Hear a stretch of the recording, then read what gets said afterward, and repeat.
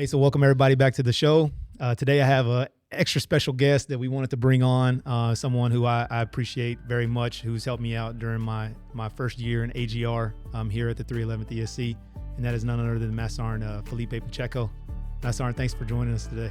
Hey, good morning, everyone. Good morning, sir. I'm happy to be here representing the 311 ESC, sir. Absolutely, man. Hey, so this is I think it's going to be a fun episode. You know, I'm glad we were able to get you before you take off to your next assignment. But yeah, it's, today, so probably do a little something different. We'll talk, you're a big fitness guy. I'm a big fitness guy. Sergeant K, we're going to make him a big fitness guy. We're going to make him jacked. You know what I mean? He's going to get swole. Trying to get my muscles up. But to kick it off, we want to learn a little bit more about you, learn a little bit about your history, where you're from, why you decided to join the military, specifically the Army. So, I'm gonna hand it over to you, Master Sgt., and I'll let you tell people who you are. Of course, sir. So, hey, my name is Master Sgt. Felipe Pacheco. I was born and raised in Cali, Colombia. I came into the United States. We flew, my father brought us to New York City, and that was 1992, 1995. I remember that. Then 2001, I decided to enjoy the United States Army. So I enjoyed February 19, 2001. Finished my high school first, enjoyed the Army in 2001. And then I went straight up to Fort Lackland. That was the English school. Mm-hmm. And then I graduated from there after 90 days. And I went to Fort Jackson, and then I was at 88 Hotel. After that, I got picked up to go to Fort Campbell. So I was in Fort Campbell with 101st for 6 years. Yeah. Then I got deployed in 2003. We was the first ones in Iraq, February 19, 2003. That was OIF-1? Yes, we was OIF-1. I was there before everything started, February 19. Then came back 2003. We came back in February 2004. And then in, I would say, September 2004, mm-hmm. we got deployed again. We got deployed again.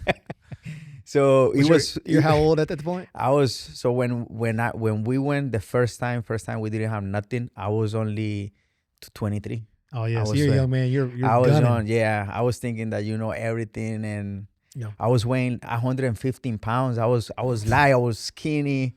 I used to run. I always have been a good runner. I was running 2 miles in 12 minutes, 11:45s. For sure. And I was skinny. And so I got skinnier because the food wasn't really, we was eating MREs for like the first 6 months. We didn't have nothing.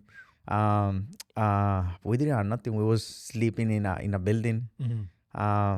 We got to burn our own stuff. And then when we came back in 2000, so we came back after 6 months, it got better. Yeah. We was back Bala. It got better, the pose, they got gyms and everything. When we went back the second time, that's when I started lifting and getting almost, it was more lifting. Yeah. I got better in lifting and I gained. I went all the way to 175 pounds. Mm-hmm. But then when I was running my 2 miles, I was dying.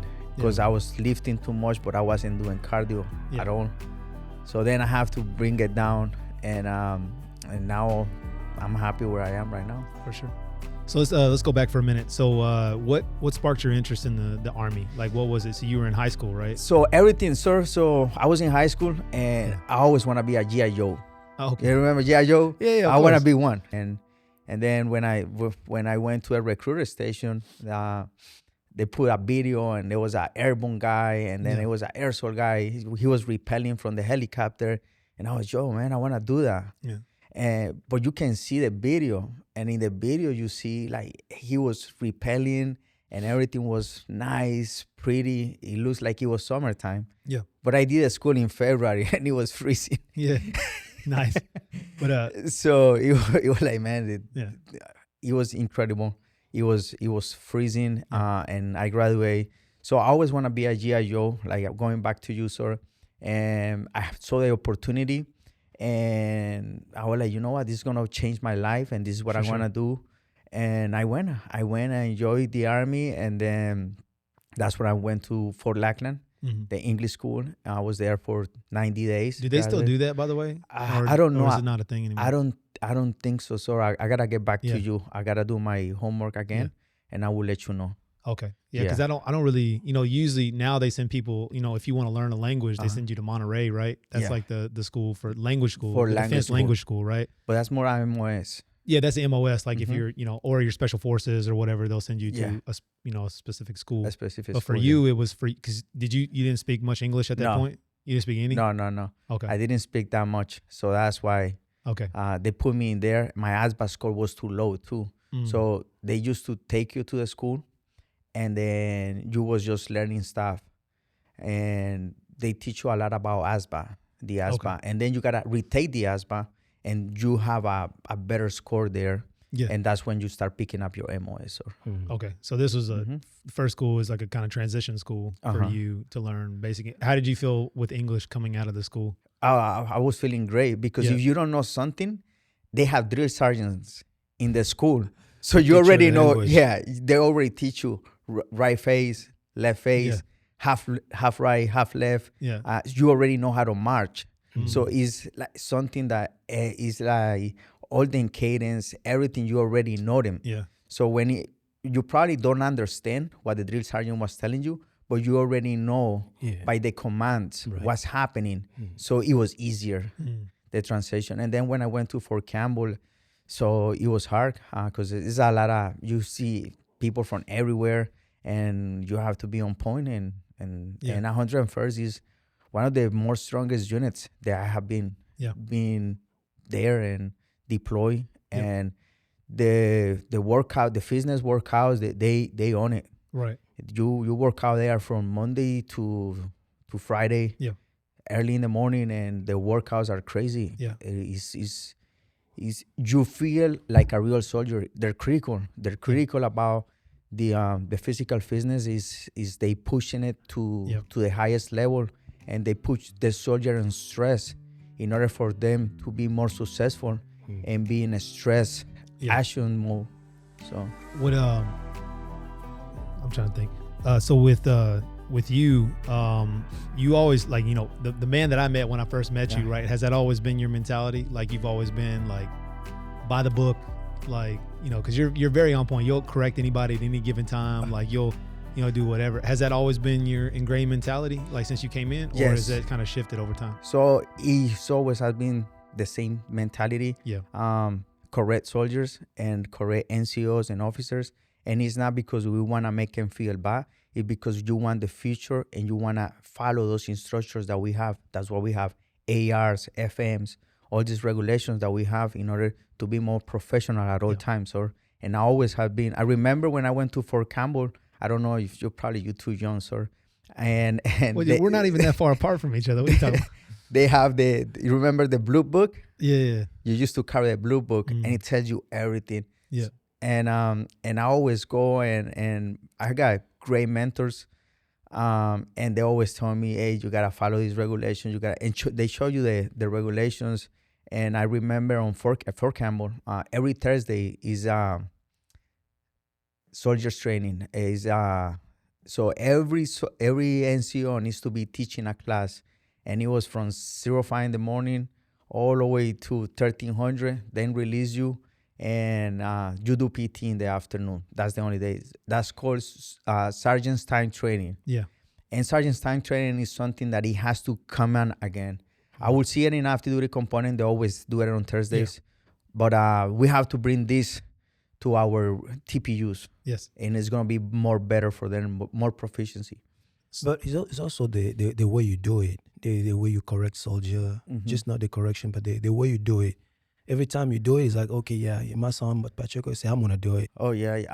I try my best not to be always professional, and I go approach the soldier, see what's going on, and tell them what happened and how can we fix it.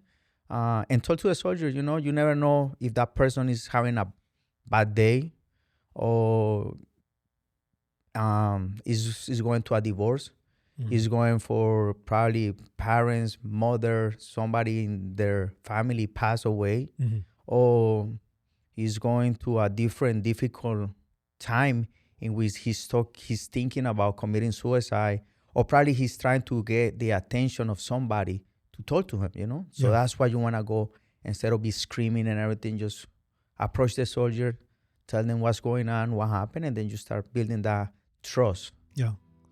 How so you started off your career active duty, right? Yes, sir. Okay, how long were you active duty? I was 6 years, sir. 6 years? 6 years, And sir. then- I got stopped in Lowe's. You got stopped low. So after you got back from that second deployment, When I you were got- just kind of like, Yeah, I got back. I'm done. And then so it was funny because my second deployment when I was married before, yeah, and like I told you, in my second deployment, I find out my wife she was cheating on me. yeah. So it was great because we didn't have no kids, but it gave me the opportunity to me, who's now my wife, you know. Yeah. So we got divorced, and it was easy because we didn't have no kids, we didn't have no properties, we didn't have nothing financial. So, and then a year passed, and then I met my wife, and since then we have been together since 2007. So you submitted for so you were just kind of burned out with active duty? Yes, I was burned out. I went to the reserves. Yeah. And when I went to the reserves, I always scored during that period of time. We used to do the APFT. Yeah, APFT. So I was scoring 300 and above. Yeah. And there was a major, and I was with the 533rd. No, that was the 833rd out of Staten Island, 873rd. And there was a major, and he was like, "Hey man, you gotta become AGR." And I was, "What is AGR?" And he was like, just sit down here and just complete this, getting in HRC, the Army, that meeting, just gotta complete this form. The form. So I completed, and I was like, what's AGR? And he was like, that's active duty component, working with the reserve units. And I was like, okay. So 6 months later, they called me. And were like, hey, you have been selected. And I went to the 800 MP Brigade, New York. And then from there, I got reassignment to the 533rd BSB because I got promoted to E6. And then they gave me a great opportunity to become a detachment sergeant in Puerto Rico with the 210 RSG. So I went and did that, came back from the RSG as a detachment sergeant, and then they sent me to the 143rd ESC. And I put my promotion packet and everything, and I got after a year, I got selected to E8. And it was fast. Yeah, so you were pretty fast tracked your whole career. My whole career. Then after 2017, that was my promotion day, May 1st. After that, I got stuck. They were like, no promotion for Master Sgt. Pacheco. I haven't seen Sergeant Major.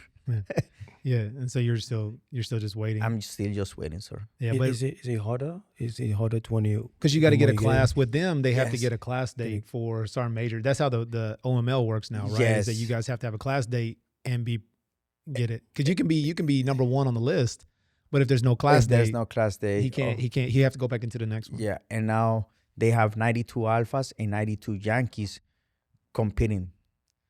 So it's harder. I think it's harder, but it's doable. Yeah. When did you meet your wife? When in 2007, sir, if I'm not mistaken. Was that in Puerto Rico? No, sir. So I came from I met her in 2006. Okay. So I came from IIR, Mm-hmm. from Iraq, and then I was at home for 2 weeks, and then I went to a salsa club. 2 days. You can salsa? Yeah, I done salsa too, sir. Go ahead. Yeah, so I was my uncle invited me. He was in a nightclub in New York and in Queens, and he told me, hey, we have this big show coming up. You wanna come? More than welcome. And yeah, he invited me there, and that's when I met my wife. He introduced me my wife. We started talking, and after that, we were like, we hanging out the whole night. The following day, she called me. We was talking, and then I told her, look, man, I'm leaving on. That was on Saturday. I'm leaving on Sunday to Iraq. So if you don't mind, I'm gonna keep. If you wanna keep communication, I can call you and send you emails. And she was like, okay. Mm-hmm. And we was talking every day, and that's how we started building the relationship. After I came back 90 days, I got out from active duty. We started living together. So she waited. She waited for me, and she have a daughter. That's my daughter now, because I helped her to raise her up. She was 6. Her name is Adriana, and as a matter of fact, my daughter, she got married with one of my soldiers that she met in Pittsburgh, and now they living in Germany. They in K-Town. Wow. Yeah, she's a army wife, and she works for the school district there in Germany. Wow. Yeah. But it was with one of your soldiers. One of my soldiers. How did you feel about that? I feel okay. Because the guy. Did he ask you hey, Master? No, he was. Ask your daughter out. Yeah, So you know what happened is. That's some guts. No, man. no. Get your position. So you know what happened was that when we was in Pittsburgh, in PA, we didn't have nobody. Yeah. So it was my wife, my daughter, and my 2 daughters. And my wife, she always liked to help everybody, every soldier. And I used to hang out a lot with another E6. We still talking, Staff Sgt Mendes. And he was into fitness too. And we was always working out, doing these crazy workouts, running 3 miles, 200 push-ups. We was doing crazy stuff because we like CrossFit. Yeah. And so my wife, she always tried to bring all the spouses together. And then she knew that there was 2-3 soldiers. There was AGR, but they was by themselves. They didn't have nothing. They didn't have nobody. My wife, she always liked to have those family time. She comes from a big family. So on Sunday, I cook, I do ribs, so I do something crazy, something nice for everybody. And I like to cook a lot. So we used to invite them. So we find out about Sergeant Vasquez, Angel. Sergeant Angel, he was by himself. He was from New Jersey. And he was living by himself. And I told him, hey, look, if you don't mind, come on Sunday. It was summertime. We can come and do some barbecue and eat together, so I can introduce you my family. And then it was Sergeant Mendes. He used to bring his spouse. We have another E4, Specialist Baldi. And we have all these soldiers coming at home, and we having fun, just talking, not drinking. I don't like to drink. When we was talking, and then my daughter was working in Walmart, and it was around the corner. So when my daughter came, she was talking with everybody and everything. She's very nice. And then he started talking to her, and then he was after 2 months, hey, you don't mind, Master Sgt, if I can go out with your daughter? And I was like, yo, we have let's go to a restaurant. Come to Jesus moment. Yeah. So we went to a restaurant. We was talking, and I was like, look, man, make sure you respect my daughter. I don't want to see her cry or nothing. And we start talking more often. And then I start seeing it that they was going out like almost every day, going to the movies. And she was already 20, 21. So I couldn't do that much because she was already an adult. But at the same time, she was living in my house. Yeah, she still respects you. Yeah, and I was like, hey, 2,100, you got to be here. 2,200, you got to be here. Last formation. Last formation. Yes, formation. And then he told me, hey, look, you know what, Master Sergeant, I'm in love. And he asked my wife and asked me. And I was like, okay, go ahead. And then I got orders to come to a 311. And she was like, Papi, I'm not going to be able to follow you no more. I'm an adult. I want to stay here in Pittsburgh. And I want to finish my college and keep working. I was like, okay, that's what you want? And she was like, yes. I was like, if you need anything, just please let me know. And I bring you back because you're always going to have my support. And that's how it went, sir. How did you feel about that? It feels lonely because you always. So I used to have my 2 daughters all the time. And then you start seeing that emptiness in the house. And everything quiet. And my daughter, the small one, she's always funny and everything. But you still always missing that person. Thinking about that person. Yeah. How they doing. She's being treated good. She's being so, yeah. And I see him that she's happy. And he treated really, really, really good. And I like that they have goals. They have goals, and in 2 years we're gonna have a daughter, or we're trying to get a kid in 2 years. In 3 years I'm gonna be finishing. So they got goals, and that's what I like. You said you kind of fell in love with fitness during your second rotation, right? Yes. Well, how did that evolve? So I always have been in fitness. I used to play soccer. Yeah. And I was so skinny because I was forward and I was sprinting. Oh, you were forward? Yeah. Oh, okay. I love to run, so always sprinting. And then in my second deployment, that's when I started lifting weights. And then I got big. And Did somebody get you into it? Like who got? So going to my life, my personal life. So my older brother, he's a hero for me. He's a professional bodybuilder. His name is Leonardo Pacheco. And he always has been into bodybuilding. This guy, he's 55 years old and he looks amazing. Guy is amazing. He's a great role model. He's always pushing me to be better and better and better. And so he always is in my mind. Leonardo Pacheco sounds like a name of a champion. A champion. Leonardo Pacheco. So he's a big inspiration. And so then I started going and lifting weights and everything. But then when I start checking the new Army Combat Fitness test that it came out a couple of years ago, you start seeing all the physical fitness, and it's more it's not CrossFit, but at the same time has a lot of high intensity exercises in which you can be better for the Army Combat Fitness test. Sure. So I start combining all this heavy lifting with cardio, and there's a lot of workouts with high intensity that CrossFit has.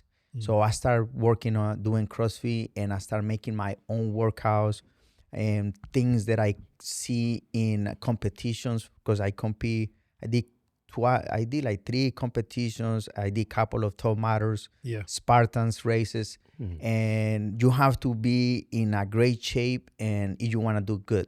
For sure. And the high intensity is really helpful for the soldier. It's critical in the Army for us to be in shape. Yeah, it's critical.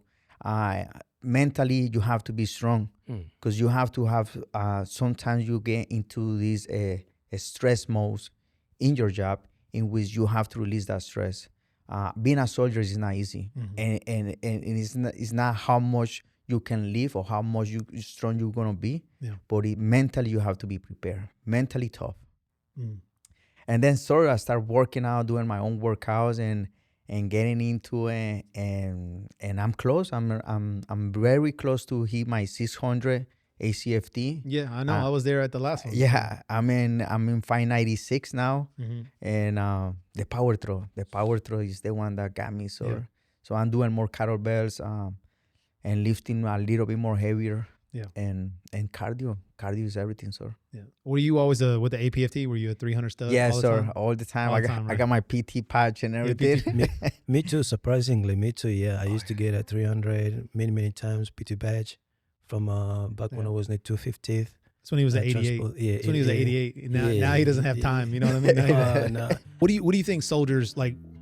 You know, fitness to me is innate, right? I've been working out since I was 14, right? I've been bodybuilding since I was, I did my first competition when I was 16, and I competed again at 18, and then I didn't compete again until I was 29, right? And that was in 2018, and then I'm planning on trying to go for like my pro card this fall as well, sometime, right? That's always been a dream of mine, right? And I'm natural. I never really did anything more than that. I don't, I respect everybody.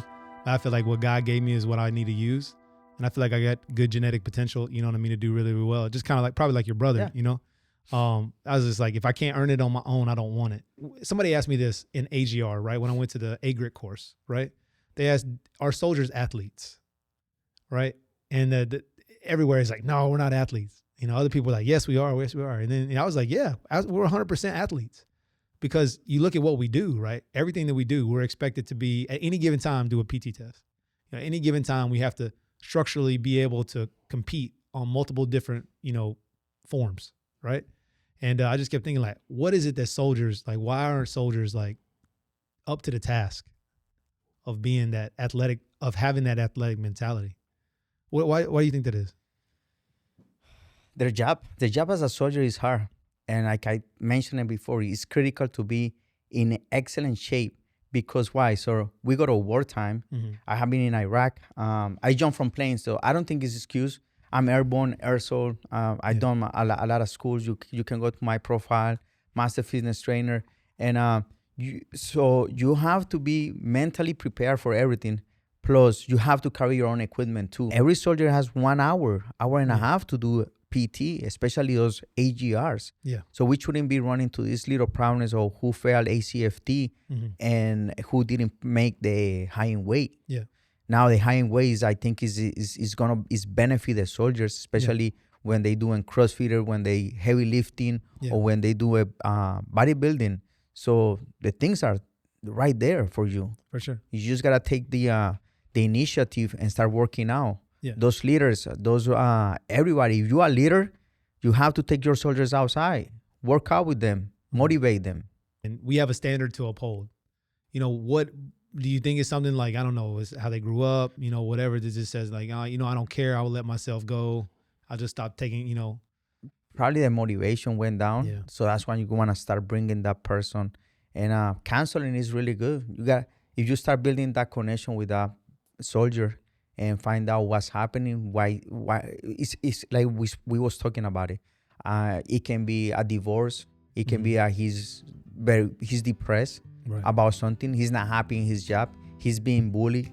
Yeah. So those are things that we have to ask why he's not motivated right now to do PT. Okay. Master, I have two questions. The first one being, precisely, what is your routine? How do you go about training yourself that makes it that you're gonna do it regularly or consistently? What's your routine as far as working out? So my routines are so I do 3 miles every day at lunchtime, and then at 1700 I do my workouts. My motivation is my family. There's something on me that I have to bring to the table for the Army. And I want to have a legacy. I want to be able to motivate motivate troops doing the right thing. So I always have my family in my mind for be able for push for more and more and more. And sometimes I don't want to do it. Sometimes I'm tired. Everything hurts. My knee hurts. My elbow hurts. But just thinking about a person that you might change that life, and you want to help more soldiers to be more successful in life. That's my push. That's my limit. So that's what motivates me. So every Monday, like today at lunchtime, I will be hitting my 3 miles. It's not only running. So in between that 3 miles, I stop probably like 10, 11 times, and I do 20 push-ups. So it's 20 push-ups, 20 squats. So I will be doing 100 push-ups, 100 squats, or sometimes if I go by the park, on Wednesdays is 1 mile run, and I'm very into the Murph. The Murph is the CrossFit workouts in which you do 1 mile run, 100 pull-ups, 200 squats. No, I'm sorry, 1 mile run, 100 pull-ups, 200 push-ups, 300 squats, 1 mile run, and it's every Memorial Weekend. It's coming up in May. So I always prepare for that one. So every Wednesday I try to do the same thing, and it's very help me a lot for the ACFT. And then on Friday I like to rest. Fridays and Sundays. Sunday is family day. But Saturday my workout, it takes 1 hour and a half, and that's a stretching, or might be 15 minutes of yoga. And stretching. Okay. So Monday to Friday. Monday to Thursday. That's the workout, the routine. And then Saturdays I do it again, and it's twice a day. And then I think, what if you're too busy at work? Like there's too much work that you have to do. How do you go about just keeping that consistency? So when I'm doing TDY and we teaching classes in the G4, especially we will get together with the 650, 650 and 304 units, I wake up earlier. So my wake up time is at 4:30 in the morning. and you will see me from 4:30 to probably 6 in the morning working out. And then from there I go to my going back to the teaching everything about 92 alphas, CIF, and all the little things that we have. When we come back, sometimes we finish 1,800 hours. I always try to make time to do my weight, and if not, I just go for a little run. But you always have time. You just gotta make time. Probably if you're working in the field environment, I do the same thing. We doing weapons qualification. Instead of wake up at 7 like everybody else, you will see me outside at 4:30 in the morning. I go for my run, come back, and then I get prepared. Yeah. You had another question? I guess it will be. I think. I guess you answered that in that first in your answer, saying that there is you have a motivation, which is like a competition. You have a couple of competitions lining up, so you're not only working. You have your family that motivates you, but also something concrete that's coming up. So and you're preparing to that. I think that that would you say that helps to keep you in line with your routine? Yes, it is. When you look at the Army's like fitness overall, is there a way that if you had the ability to, be a sergeant major of the Army or whatnot, like how would you tell him that we should structure the training so that we can make it more effective? Formation, be outside with the soldiers. If I'm a sergeant major, I expect all my soldiers to be there. And I will be the first one running and doing all the exercises with them. That's the only way to motivate your other soldiers. I cannot be asking to do something that I'm not going to be able to do. Counseling. If I'm going to counsel a soldier and I'm going to tell them, hey, I expect for you to do 600 in the ACFT, but I only score 597. How I'm going to be expecting that for the soldier, Yeah. So counseling, formations, be outside. Command Sergeant of the Army, he's doing great things. I saw him running out with the soldiers, going outside, do his formation. That's things that we need to do as a leader, to be outside with the soldiers, ask questions, do PT with them, run with them, weapons qualification with them. You cannot be sitting in an office just waiting for nothing. You have to be over there and chase those soldiers in a good way, chasing, like motivate them. And those are good ways to do it, sir. But so you go to the gym a lot, but you don't go with me. So, but how many times did I invite you to go to the gym with me? Many times. I did many times, right? It's too busy. It's just you gotta make time. You got time. Yeah, I just I don't know. I never wanted to get to the point where I just couldn't bend down and tie my shoelaces. You know what I mean? And then like, your belly is, big as a guy. It just, I don't know. Maybe that's a masculine thing. I don't know. I don't really have that mentality of where, like this week I feel bad because I've been, I was at the best warrior, and then I came back, and then I was, I'm here, and I've been making every excuse not to work out. So I haven't worked out in 7 days. But for me, what I do is, a lot of people, they'll maintain like their level of eating, and then they don't work out at all, right? And so then they start packing on weight. So for me, I look at everything nutritionally, and I look at things like working out wise, right? I know that I'm not expending that much energy right now. And honestly, my joints and everything were hurting. So my body was telling me, hey, I need a couple of days off. So I took a couple of days off. I was just trying to listen to my system. But what I do is that, I decrease a lot of the food that I eat, right? And actually, I was telling you that I was spending the couple of days fasting, right? Just to let my system calm down, let my body start to heal. And, I got off caffeine. I'm not drinking caffeine anymore. I haven't had caffeine now in 6 weeks. And I've been sleeping like a baby, and I feel better. My mind feels clear. My body feels like it's recovering. But I'm gonna hit the gym today, at lunch, and then come back. But it's sometimes you do need the downtime, right? Yes. Because your body does get beat up, and you do put a lot. What we do is stressful. You're all right. You put a lot of pressure on your body. It's not just working like a normal civilian that works a 9-to-5 job. You go out there, you work your job, and you can kind of, mesh your schedule. You can come home in the afternoon and go work out like you do. Yeah. But, sometimes it doesn't always pan out like that in the Army. Sometimes you got a last mission, and then it takes you away. So you are right. You do have to find that time to really plug it in. And, right now at the 79th, they got a gym right there. It's not perfect, but I mean, when we were out down at the YRB, every night I was at the gym, you know what I mean, at the YRB.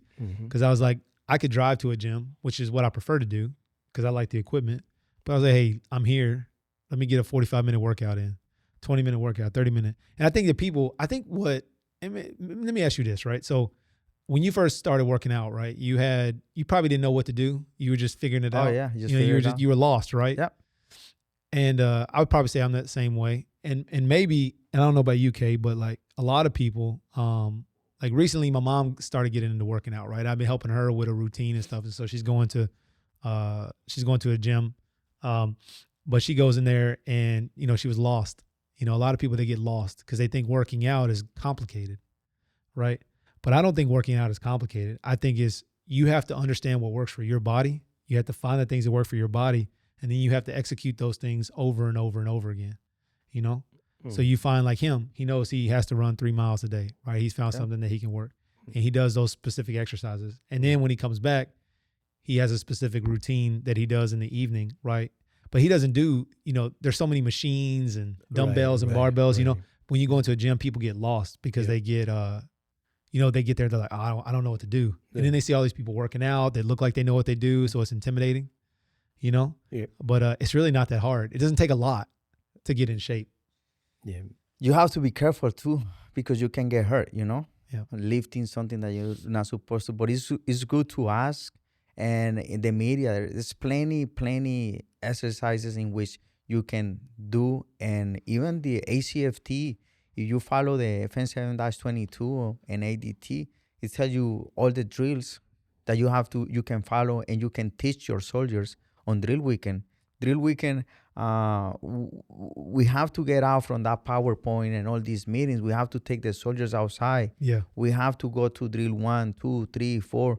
All those preparation drills. It's only 3 preparation drills. Everybody should know it from memory. So we as a leaders have to take those soldiers outside and teach them what's going on. And I remember when we had our first sergeant Mejia, who's now the first sergeant here at 79th. We used to do that a lot, where we will go outside in the morning, like in the morning, in the formation, early in the morning, and we'll do PT with him. And I think that's pretty much what you're kind of saying, Marcel. We gotta go out and take whatever 10 minutes, 15 minutes, 20 minutes, about 45 minutes. You get 1 hour. You get 1 hour. The BA 1 hour to do that. Yeah. Here's the question, Marcel. As far as let's say this week, some motivation comes from heaven. I'm working out, and then I have too much work, and that downtime to go back up and working out again, it's like it's very hard to do. Is there if you have to give different workout routines based on the levels or based on someone who was stopped working and now is going back to working, how do you categorize them? Like, okay, this is enough. This, if you do this per day, this is enough, covering everything, cardio, muscles, and all that stuff. What would be how would you structure those routines? So if it's a soldier, first we gotta find out if the soldier has a problem with his flag of weight, or he has his flag for failing the ACFT. Based on that, and if it's body proportion, we already know that we have to lose weight if the soldier doesn't meet the height weight, and he doesn't meet the tape. So we have to start looking for problems that the soldier have. Probably got knee problems. So that's when we start seeing, okay, let's start running 1 mile run and see how you feel and what you're gonna be eating, nutrition, and then from there we can start picking it up. If the soldier is just lack of motivation, that's something that you have to start like, hey, we're gonna start doing 2 miles run. We're gonna start doing these push-ups, or break it up the whole workout plan for them, and then they can send pictures in the daily basis. Hey, I finished my 2 miles. Hey, I finished this workout. Hey, I finished that workout. You make them feel more comfortable, and then you can start erasing up the miles and the repetitions on Okay. the workouts. Okay. In other words, if I do 10 push-ups every day, if I do Monday to Thursday, I do 10 push-ups, and sometimes running, maybe, I don't know, I don't have time, or my clothes is dirty, I didn't time to wash them, my fitness clothing. So I can walk out, I can just walk for 30 minutes, 10 push-ups, walking for 30 minutes, and then, I don't know, sit-ups, couple of sit-ups. Would For that be? for Mara, that wouldn't be a workout. be a See, that's what I'm thinking. That's what Yeah. that's, so what would be like a sufficient workout? So your minimum requirement for the ACFT, your requirement is 2 miles, and it's by time. So 2 miles would be the minimum. Right. They're running 2 miles, Yeah. 25 sets or 25 push-ups, 5 sets of squats. Why we doing squats so much? Because we gotta do the deadlift. All right. So and the minimum is 140. Okay. So why we doing squats so much? We gotta be strong in those legs. We gotta do a sprint, drag, and carry, and dragging those are 90 pounds. No, I think they are. I thought it was 90 pounds. it's 90 pounds. Is most of them is you working out with your legs. Okay. You're just holding it. So I think the minimum is 2 miles run, 2 miles, right? 5 sets of 25 push-ups, Okay. 5 sets of 25 squats, and in between you gotta do 1 minute of plank, because plank is part of your ACFT, That's one right. of the events. Yeah. So start endurance your core, endurance those legs, that chest That you doing that every day? every day. Every day. Oh, Yeah. yeah. It doesn't take that long. See, he tries to go for 600. I just try to No, go that's- for. I just yeah. try to go for. Okay, I go for 90 in each category because I don't want to be height and weighted. You know what I mean? That because I'm trying to gain more muscle, right? So for me, it's an incentive, right? And I love that incentive that the Army gives. Is like, hey, you still have to do weight. Like, so I'll never make weight because I'm over 200 and my weight for my height is like 195 or something like that for my age. So I'll never make, because I'm always over 200. You know what I mean? So I'll never really make that. But it allows me to kind of, it's an incentive, right? It's just like, hey, if I can make 90% in each category and overall of 540, right?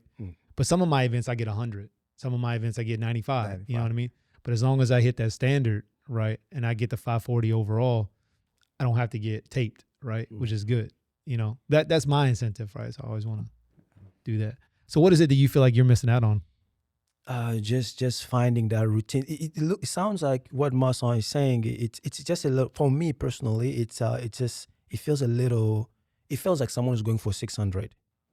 But Yeah. if I wanted to, which is what we should always aim, like to meet the standard or to exceed the standard. Let's see the standard. But if I was just Well, the standard's not 600. exceed, right? The standard is Just 60% in each category, 60% right? is category. That's the standard. That's the Army standard. Okay. So if we just wanted to meet the standard, Yeah. just what would be like? I think a 1 mile run per day. I You would know- check. I would reduce the repetitions, like in the push-ups and the squats. Right. But I will keep those 2 miles. You keep You I reduce will keep those everything? 2 miles because Okay. you can make the other 5 events they're not easy, but there's something that you can be able to do. The deadlift is 140 is light. The pushes are minimum 10. Right. But those 2 miles, That's why he does. That's why he does 10. Yeah, that's why I do He's take like, a I push did up every 10. day. That's it. I do. those 2 miles are 2 miles. So you That's have right, to be yeah. mentally prepared. If you start running 1 mile, okay, it's only 1 mile. When it's time of the test, I see, you're I gonna be, see. oh man, but it's 2 Okay. miles. It's not 1 mile. Right. And mentally, you have to be mentally Okay. prepared for everything. I see. So 2 miles, I think is 2 miles is If I did, what is the pace for the 2 mile? It has to be the same pace that I'm gonna run with during the test, or I can slow it down a little bit. you can slow it down because you have a minimum of 20. I think, how old are you? It's based on your age. It's based on your age. So you Okay. got like 21 minutes to do 2 miles. So That's he's a 40. lot. He's man. Ah. Hey, 23 minutes. You got like 23 minutes. 23 man. minutes. Okay, so if I did 2 miles on Monday, 2 miles on Wednesday, 2 times a week. Would that be sufficient? That would be sufficient. Yeah. Okay. Yeah. And then I keep my So, 2. so you're gonna start today, huh? Yes. So what we can do, sir, is he can start doing that workout, the one that I just gave you, and I'm gonna test it to you, and we start today. Yeah. He send us pictures, and then we can start posting those and see what was his PT score, because when you're supposed to be doing the ACFT? June. In Yeah, June. this coming June. So you see, we got 2 months. Yeah.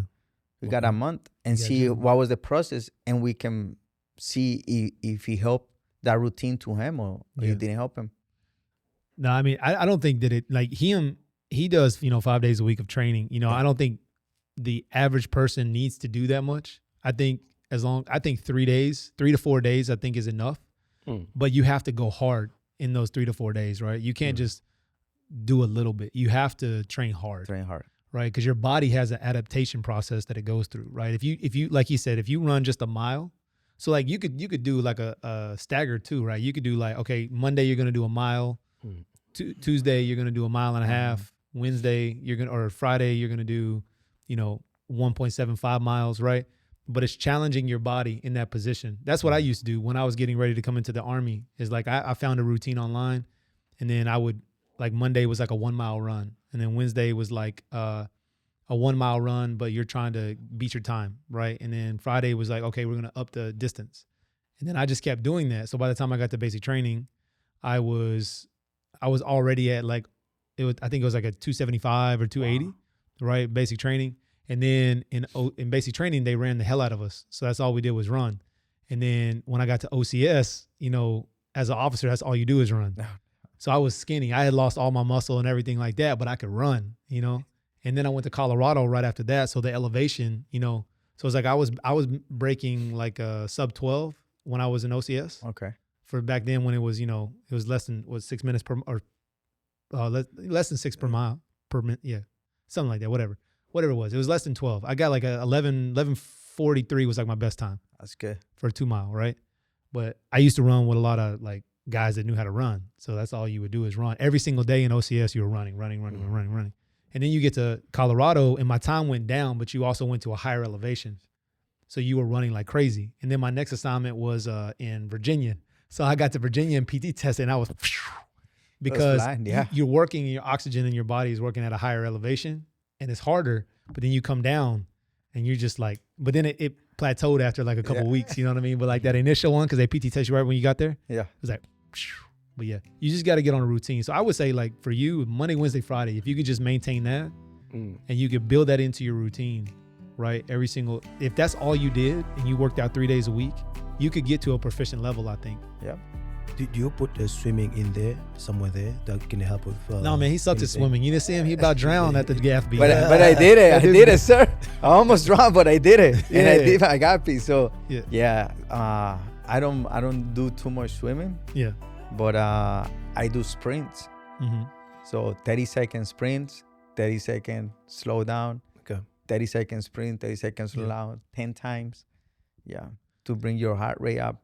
Yeah, but the swimming is hard and the gap is hard. Yeah. The swimming part, it was, and I trained a lot for it and I got it. Yeah. But the swimming part, that one was hard. I try to coach people on like, so, you do the down and back, right, for the swim, right? Because it's what, 200 meters? 200 meters, right, in full uniform, and then you come back. So at the end, where everybody messes up is, they're trying to grip for the walls, you know what I mean? Because they're trying to stay buoyant. I don't do that. Like literally all I do is I hold my breath and I go under the water, and then you try to take your clothes off.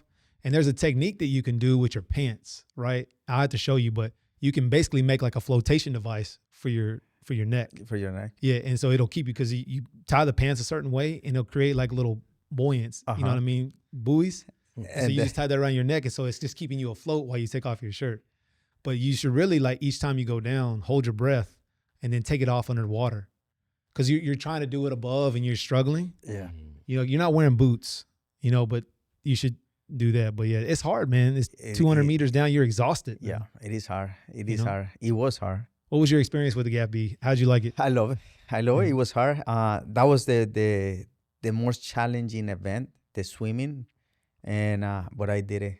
I can say I did it, and I got bronze, but I'm happy I did it, you know. And we did a snore. We did that one too. That was very nice, but the gappy is challenging. Yeah. It brings you to a limit, especially the swimming. Yeah. The swimming is hard. No. He crushed it, man. He did really, really good. Try. So they won't let you be part of the best warrior, right? Because you're 2 senior? Yeah, 2 seniors. Oh, okay. Yeah. Man, I think he would have done really, really well out there. You would have probably crushed all of them, man. I will try, sir. I will try my best. Yeah. No, it'd been fun. So you do a lot of when I first met you, you talked about doing like the double eagle challenge and stuff like that, right? That comes out every single year. Yes, and you do that every year, right? I do it every year. I just finished the one it finished in April. Yeah. It will start January 7, I think it start. I remember that. And finished I think it was the 25th of April that finished. Yeah. It's coming out, waiting for the certificate that you complete the event.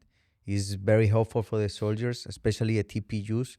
If you start bringing your people together, make these groups, and have them doing this challenge, is going to benefit the whole, not even one soldier, you benefit the whole unit, you know? Inspire the whole unit. Master, I want to shift gears a little bit. I love talking about fitness, like talk about it all day, but I want to talk about your leadership style. What kind of leader do you think that people think of when they think of you? Well, how do they perceive you? I don't know. I think I do a great impact on the soldiers. When you start seeing soldiers looking for you, asking you questions, they're very interesting about your future and how you did it. It brings you that you are a good leader. I like to hear the soldier first, see the situation, what's happening, perspective, see goals, what they want to do in life, what they want to bring to the table for the Army, and how they want to benefit the Army too. And I think that's one of my biggest things, communication with your soldiers. Talk to them in a daily basis and see what's happening in their lives. Fitness is amazing. Working out with your soldiers, you can know them better. I can see when we start working out in sessions, you can see the session like the G1 communicating with the G2, the G2 with the G3, G3, G4, and everybody start talking about what's happening and oh, I didn't know about this. Oh, I didn't know. So you start bringing that community together and be more successful. I think that's one of my biggest thing for leadership. Bringing everybody to a table, sit down with them and communicate. Sometimes the PAO doesn't understand the process of the G4, but then we can see that the G4 explains the PAO, and we go and on and on and on. And communication is the key of success, and teamwork. Without teamwork, I couldn't be here, sir. Yeah. So because you always support me, San Kanangwe, and I support you guys, and I support my DMC soldiers, and teamwork is the key. Definitely. Teamwork and communication, sir. Hey, there's no I in team. No, but there is. There's 2 in winning. There's 2 in winning. There's 2 in winning. You know what I mean? Yeah. Hey, I got you. Yeah. We touch a little bit on your family, but your family, like where you come from, your parents, how did you grow up, coming from Colombia to here? If you can speak about that very briefly. So coming from Colombia, my father came here first. He was in legal. He came with my older brother, the bodybuilder, and I stayed in Colombia with my middle brother and my mom. I stayed with my mom. My mom, she's a hero. She was my father and my mother at the same time. So she was tough. Living with my mom, it was tough, but it gave me a great education. She was by the book. And my father, he's a great role model too. He's amazing, but he's like more, he communicates more. My mom, she's like, she tells you something and you don't execute. She get you with the chunk? Did she get you with the chancla? No. Got you with the chancla? No chancla. It was a stick. It was a stick, man. Boom. You just feel it in all your body. Oh my God. Yeah. Oh my it was God. a stick. So she was tough. Yeah. And my father, once we came back to the States, My father, he communicates more. He talks to me more. About my mom, she was like with a stick, man. She hit you right away. You were the youngest? I was the youngest one. I'm the youngest one. I'm always excited, happy. I like to talk to everybody, and very energetic. So the good thing is when I was in Colombia, I was a little kid. My mother, so in front of the house, it was a soccer field. It's a soccer field. Yeah. So I used to play soccer inside the house and break the stuff. Yeah. And my mom used to get pissed. Yeah. So she used to open the doors, go to a soccer field. And I was in the soccer field the whole day. Yeah. Just running, playing soccer. Until she called me, here's lunch. We eat lunch together. We rest for a little bit. And then again, go to a soccer. I was in the field all the time. Dang. I'm surprised you didn't become a professional or A something. professional. Nah, I was close. Yeah. I was Really? close, yes, sir. Were you on a team? I was in college. I went to college for a... There in Colombia? No, here in here. the States. Yeah, in New York. Okay. And upstate New York. They offered me a college. They offered me the Scholarship. scholarship. But I prefer the army. Dang. Yeah. I want to be in the army. I You love could the You could army. play for the army. You know, the army has a team. Yeah, They all yeah, have a team, man. yeah. They practice in Virginia. Yeah. I put it was a 41 during that period of time. You gotta do a 4187. Yeah. And then I think it was a 31 days leave because you're gonna be training in there. Mhm. And I did it, but they never called me. So Yeah. Missed opportunity, man. They missed out on the greatest. The greatest. The greatest. The army. the next Messi, The striker. The Colombian mouse. Yeah. You know what I mean? Yeah. No, man. You outshine. I think you picked the right path in life, man. I don't love think it. you went- I love it here. I love the army. Yeah. I think I sleep with my OCPs. Telling you. I do. You probably do. Yeah. He sleeps in his PT uniform so he can wake up in the morning and go PT. With my sleeping bag. I've never even seen him in regular clothes. I think I've seen him in like a cutoff tank top and some shorts. Yeah. You know. So what are your goals fitness wise as you because you're how old now? I'm 45, sir. You're 45, I'm right? 45. I feel great. Yeah. I just want to keep pushing until the end. Yeah.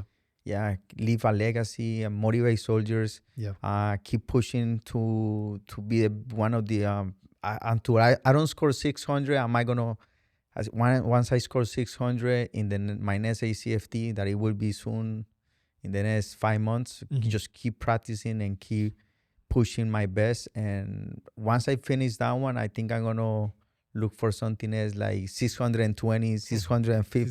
620, just keep going, man. To keep going and keep going. 700. He's gonna break Yeah, to the fourth dimension. You know, yeah. So he's trying to. Yeah, but yeah, I love to put goals Yeah. on myself, and sometimes you have to be realistic. How once you start putting those goals in your mind, but if they doable, they will be. Yeah. Yeah. So next for you, your next assignment is heading down to Orlando, right? Yes, sir. So My you're going next back home, right? Yes, sir. My next assignment will be my terminal assignment with the 143 ESC. Okay. Very exciting. I'm gonna be doing operational NCO. Just excited to be there. And start building a new path. Start building a new people. Start meeting people and start motivate more soldiers to do the right thing. Mm-hmm. And coming out, run with them. Yeah. And just like the same thing that I did in the 311, in the 533 BSB, in the 316 ESC, the same way I just gonna be going to a 143rd motivated and excited. What if they offer you Sergeant Major? Oh, I will take it You right think away, you'll sir. take it? I will take That's it right another away. 5 year commitment, you know? It is, sir. It's Okay. another 5 years commitment, but I would be so happy to do it because I'm very into the troops. I would like to go there, motivate them. I have a lot of workouts in mind. I even, you know what? As a matter of fact, I gotta share those pictures. I got workouts that you can do at home. And I got pictures. Don't be laughing on my pictures, all right, sir? Don't laugh at your pictures. You always send me pictures, though, man. I'm gonna give you ideas of how can you work out at home. You can use sandbags. ammo cans. Yeah. The units go to the weapons qualifications twice a year. Yeah. Bring some ammo cans. Yeah. Fill it up with racks. There's many things that you can improve your fitness, and you don't have to be paying for a gym, you know? So, Master Sergeant, it seems like the the Army, and then obviously for the majority of your career, the Army Reserve has given you a lot. It has helped you get to this point. Do you think you'd be where you are in life had it not been for that choice? No. It would be a different path, but I'm so happy that I took this path for 24 years doing the same thing. When I put my uniform, I feel like Superman. I want to help soldiers. I wanna be out there with the soldiers. So the Army Reserve has been a great. The AGR program has been amazing, not only for me, but my family too. Absolutely. So you talked about legacy earlier, like your goal is to leave a legacy. What is the legacy that you want to leave behind? A good leadership. Mm-hmm. When people see me, or probably, the world is small, and soldiers always talking, and they're gonna be talking. Hey, did you remember that we used to have this guy, and his name was Master Sgt. Pacheco, and do you know him? Did you met that guy? Do you know how he was? Do you know? Yeah, you know how fast he was. That legacy, that everybody wants to be that soldier, that GI Joe.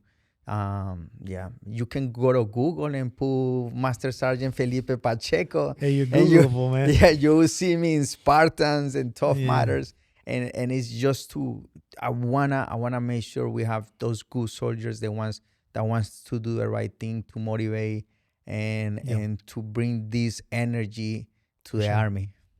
Do you think you embody be all you can be? Yeah, why not? Yeah. You think when people see you, they say, "Man, he's all he can be"?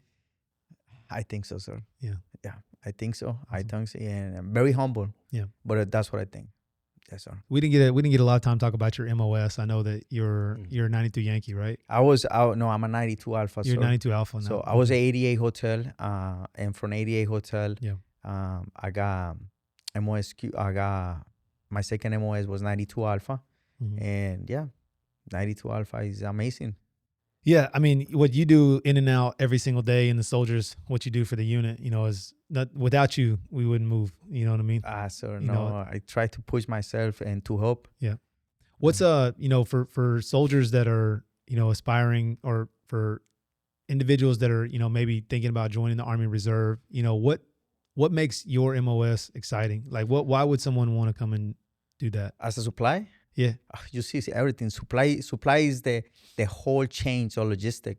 Without supply, we couldn't move. Without ammo, without water, without parts, we're not going to be able to be successful. So that's why 92 Alpha and Yankee is very, very busy. If you're not in the warehouse as active duty component, most of the 92 Alphas are in the warehouse, or they are clerks. They are the ones placing orders for those trucks, and without that movement, you're not going to be able to go to war. So that's why it's so exciting. Yeah.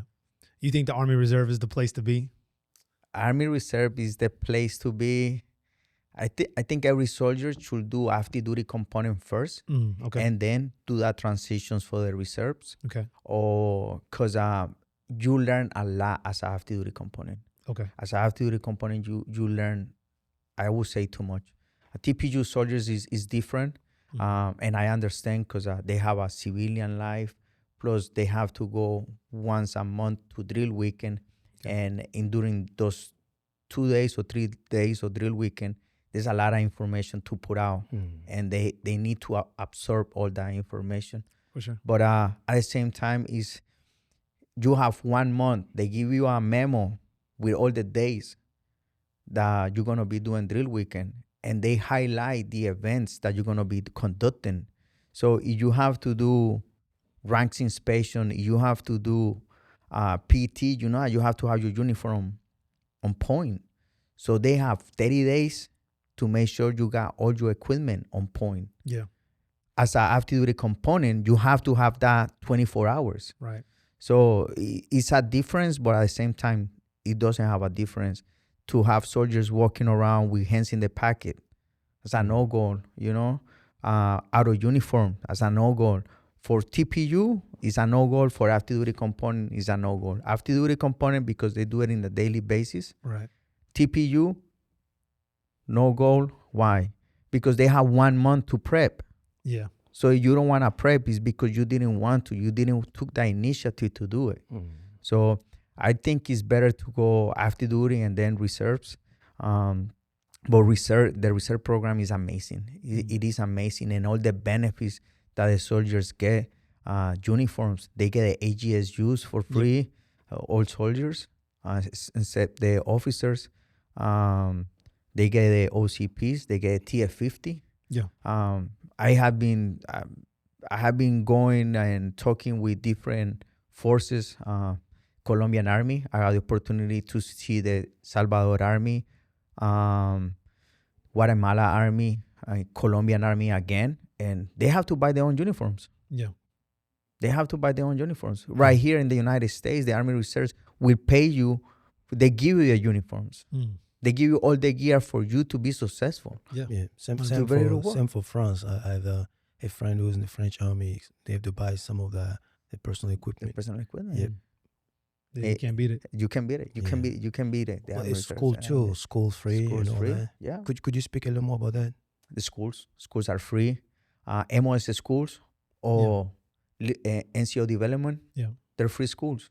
Or college education, right? College education too, sir. Yeah. So you can beat it. Yeah, you can. And then plus all the TRICARE, everything else that comes with just the benefits overall, I think are amazing. It's amazing. Master, by active duty, you mean also AGR? Yeah. Or no? Yes. Active duty is AGR. So. But I think most soldiers don't, like, right off the rip. Most soldiers aren't going to come in because I think you got to be a specialist at least, right, to be AGR?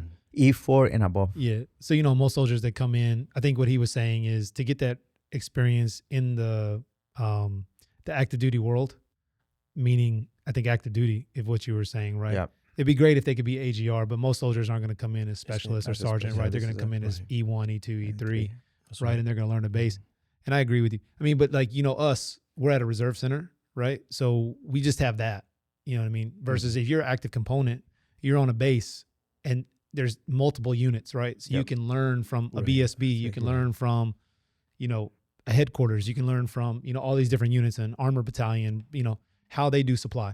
Yeah. It's totally different, right? So you have people across the formation that can really help you. But as we're reserve, you kind of have here in the 79th, you know what I mean? You don't really regional stuff. So because I've never done active duty. I was probably the only one when we went to the basic training. I was probably the only one or two people only who were the reserves. So I never had that experience of active duty. It was just reserve and then active in the reserve. Yeah. So that's why I was not, trying to make sure that's for sure. Good to go. I think AGR is the best, man. I love my active duty time just like you, but I'm happy for AGR. Yeah. AGR is a blessing, It is a blessing. I think it's a good thing. So, Master Sgt. Yes, sir. If anybody wants to get in contact with you, anybody wants to link up with you, get to know more about you, reach out for advice, guidance, mentorship, how can they find you? Hey, sir, my email. Okay. Felipe.Pacheco.army.mil. Okay. And you have social media or anything? I got social media. You have to get a lot of followers, man. I'm about to blow you up. I got Instagram, Master Sgt. Felipe Pacheco. Yeah. And you will see my workouts, motivation, and a lot of pictures with my family. Okay. And you will see a lot of stuff. Hey, Master Sgt., thank you very much for coming on the show. I appreciate it. What's up? The last word for him. Yeah. I'm going to give you the last word. So go ahead. I'll let it go. Anything we didn't discuss that you want to That's where, hey, so just talk to your soldiers, please, leaders. Get with your soldiers. Talk to your soldiers. It's so important for you guys to know what's happening in their life. Sometimes we go in cases that the soldiers are homeless. Soldiers are going into a divorce.